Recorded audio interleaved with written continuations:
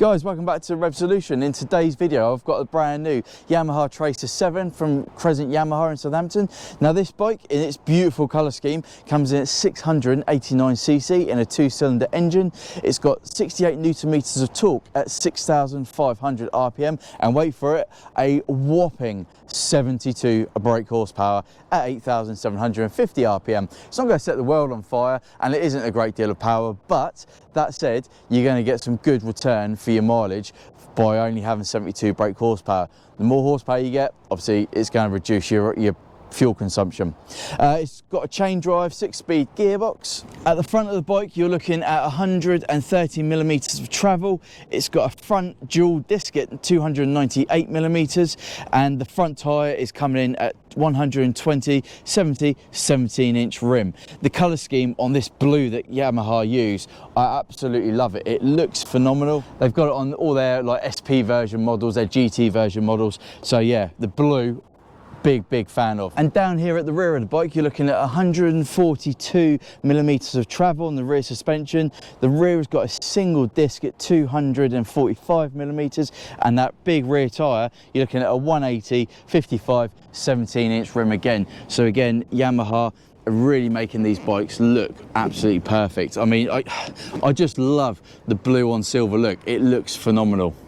Right guys, let's get on the Tracer 7 and take it for a good ride. I'm going to start with just normal roads to begin with, just down the beach. Obviously I've got to try and get on without hitting my good old tripod.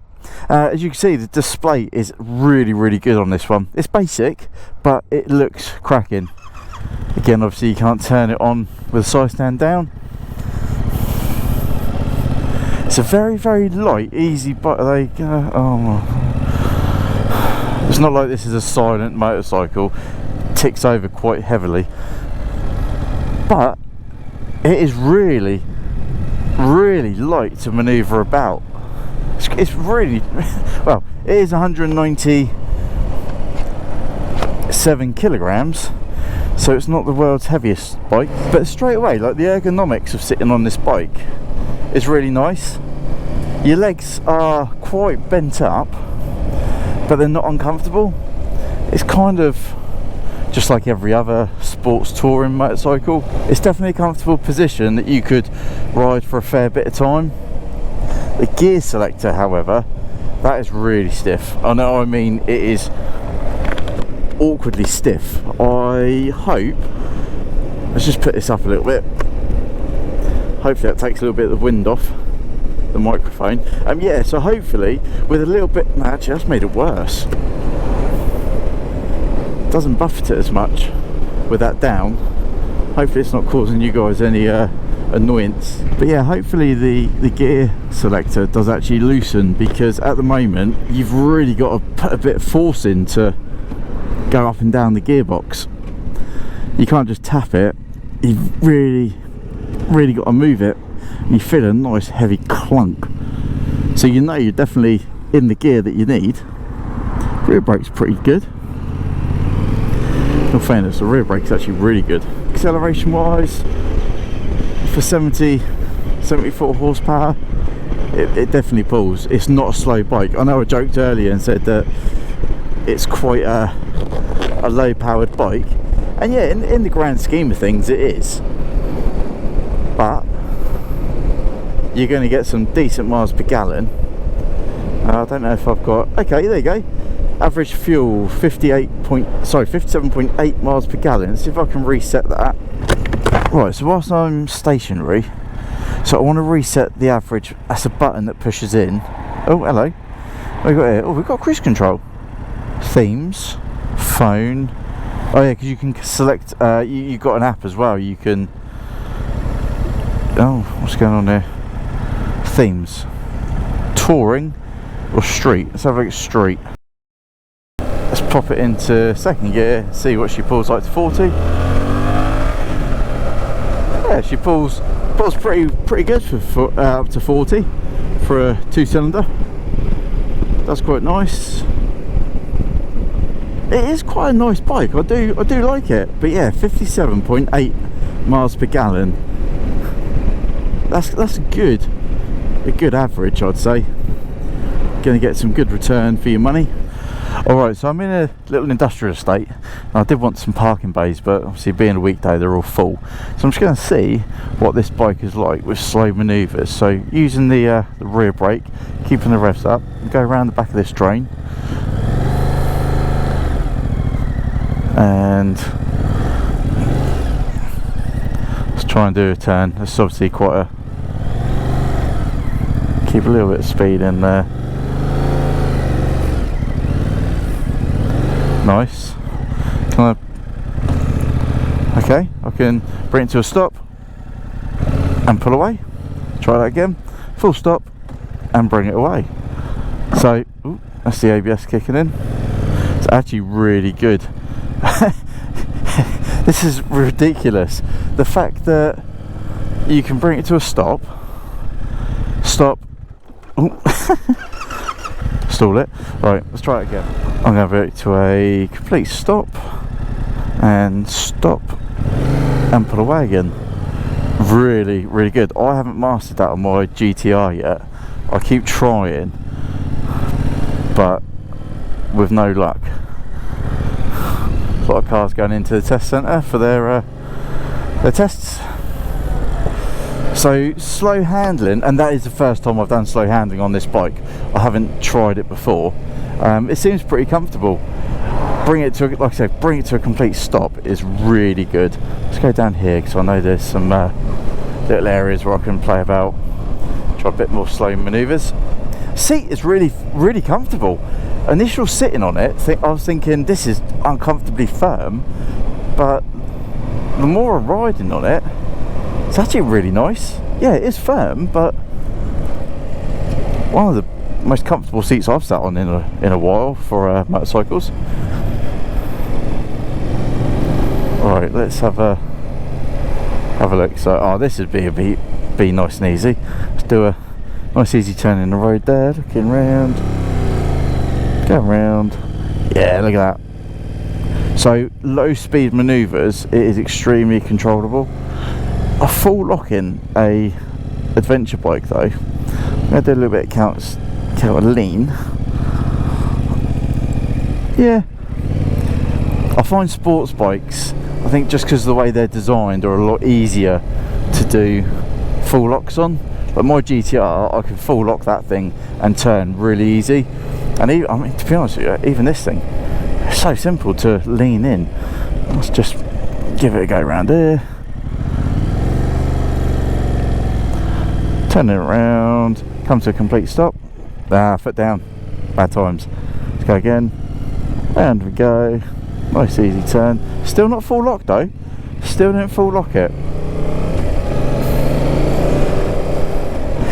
The engine does sound like, now you're going to shoot me for saying this, a 125, and the only reason I'm going to say it sounds like a 125 is because it's got like quite a raspiness to it, like a single cylinder. I guess it's a two-cylinder, but yeah, it's not got like a, if you're after a bike that sounds like a deep grunt, it sounds pretty heavy going, I wouldn't look at this. It'd be interesting to see if Crescent Yamaha put an aftermarket exhaust on it and see how that goes, but at the moment it's not sounding great. Let's just brake it. Actually put the revs in again. Brake, stop, and off we go. Yeah. Messy, but it worked.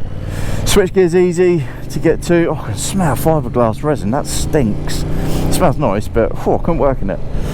Yeah, switch gear's easy to operate, down on the left thumb. So you got your indicators down here, you got your hazards, you got your horn, and you got your pass light, nice and easy. On the right hand side you got your stop button, your start button, and below your menu. Now I think the menu would have been better having stuck it over to the left hand side. You got a nice big blanking spot here. Now maybe that is for heated grips on a different version, a different option, but a selector for your menu would go really well just there, because this is the one thing I find, and when Honda do it as well, they put stuff on the right hand and you've then got to potentially lose the throttle. It's just not easy. But obviously this one, you can move your hand, you're not gripping it straight forward, and it's just yeah, put that there or there or there, just somewhere, and it will feel a lot better. Maneuverability on this thing, oh, there's no doubt in my mind, with confidence at riding, you're going to, let's try the ground clearance quickly. Let's just pop her up on there. Easy, no problem with that whatsoever. Another little turn, real slow speed. How slow can I?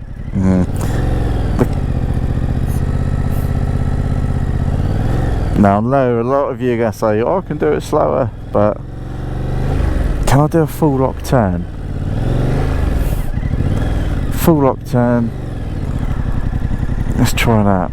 Full lock, full lock, full lock, full lock, full lock. Alright, let's try it to the left. For me, I think,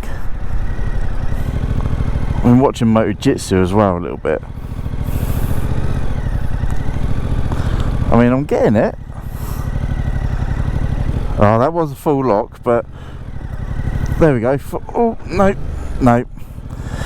Oh, I don't want to drop Yamaha's bike, but to be honest, I'd rather drop this bike than drop my GTR, because I think this will come off a lot lighter.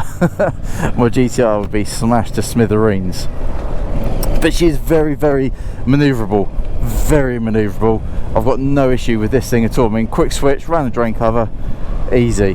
Round this drain cover. So yeah, if you do want to move it really quick out, let's go around the slow sign.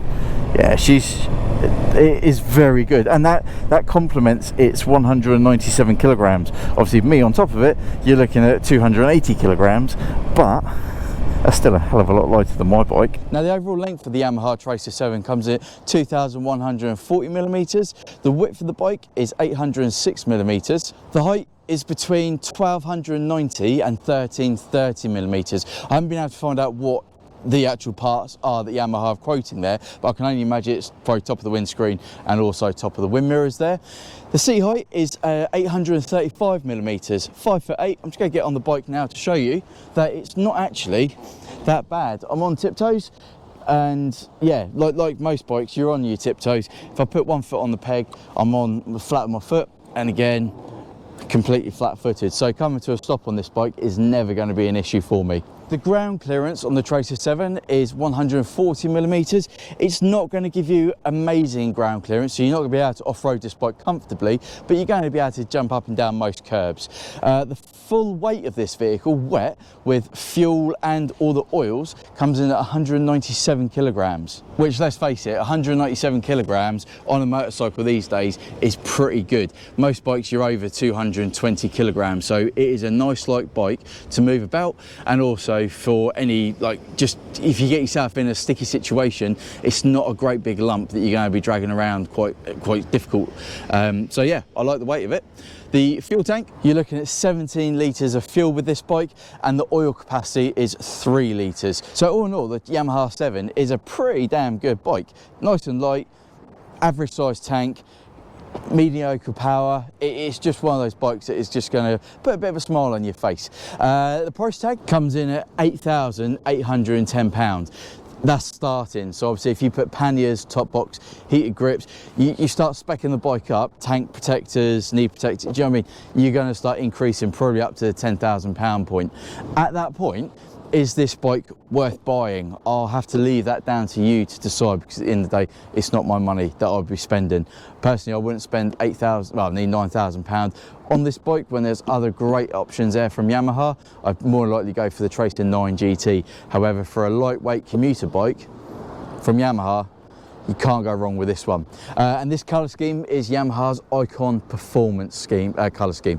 So again, I absolutely love the look of it. It looks on point. I am finding that the bike is pretty vibey. Said you get a nice lean on, switches direction really, really well, and it does move. I'm not knocking its performance for what it is, but again, where it is that kind of two-cylinder engine, yeah, it's not gonna make you go, wow, this bike is beefy. It is just a good lightweight commuter touring bike at the end of the day. Wind mirrors, they are phenomenal, really good. You haven't got to move your elbows in whatsoever to be able to see out of those. I don't know if you guys can see out of them, but once they're set up, perfect. I like them, and they don't feel like they stick out too far either. They're quite discreetly tucked in, which is nice.